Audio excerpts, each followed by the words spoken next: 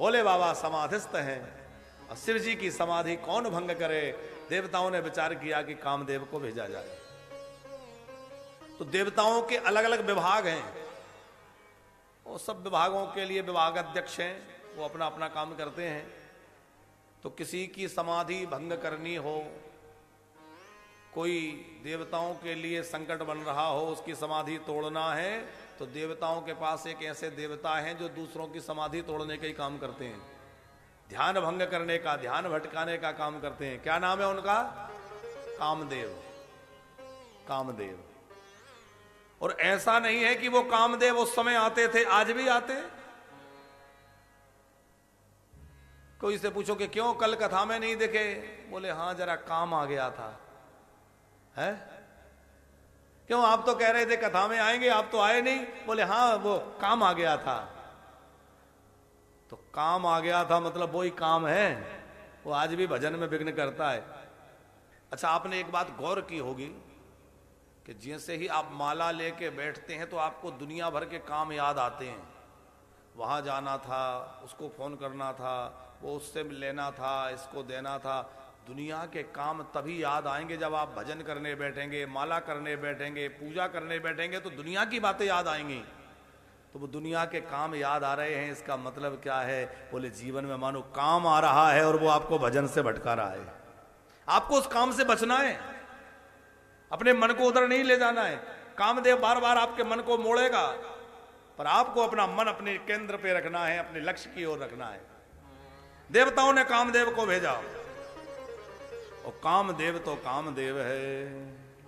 बसंत आदि ऋतुओं को साथ लेकर के और रंभादि देवांगनाओं को साथ लेकर के भय काम बस जोगी सतापस पावरन की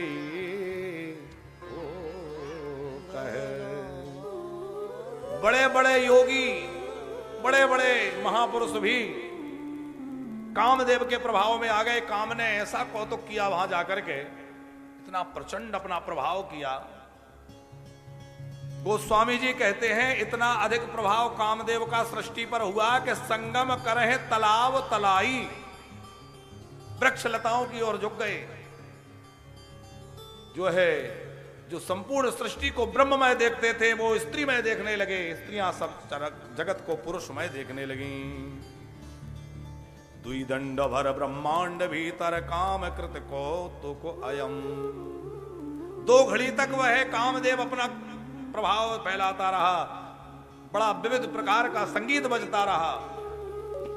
शीतल मंद सुगंध समीर बह रही थी, रंभादि नारियां नृत्य कर रही थी, और दिव्य जो है सुगंध फैली हुई है, संगीत का मधुर गान वादन हो रहा है।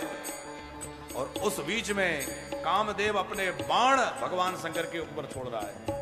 शिव जी निर्विकार समाधि में बैठे हुए हैं, उन पर कोई प्रभाव नहीं है, लेकिन सारी सृष्टि काम के प्रभाव में आ गई। अब गोस्वामी तुलसीदास जी का एक नियम था, जब रामचरितमानस को लिखा कि एक बार जो लिख दिया उसको फिर मिटाएंगे नहीं, बदलेंगे नहीं, जो लिखा गया वो लिखा गया। तो गोस्वामी तुलसीदास जी ने यहां एक सोरठा लिखा, धरी न काहो धीर सबके मन मन से जहरे। किसी को धैर्य नहीं रहा, सबका मन कामदेव ने हर लिया। फिर विचार आया कि क्या भगवत भक्तों के मन भी काम के वशीभूत हो गए होंगे? क्या भगवान के प्रियजन भगवत प्रेमी भजन करने वाले भक्त भी कामांध हो गए होंगे? तो ये शब्द तो गलत हो गया कि धरी न काहू धीर, कोई बचा ही नहीं। अब मिटाएं तो मिटाएं कैसे, बदले तो बदले कैसे? तो क्या किया? हनुमान जी का स्मरण किया।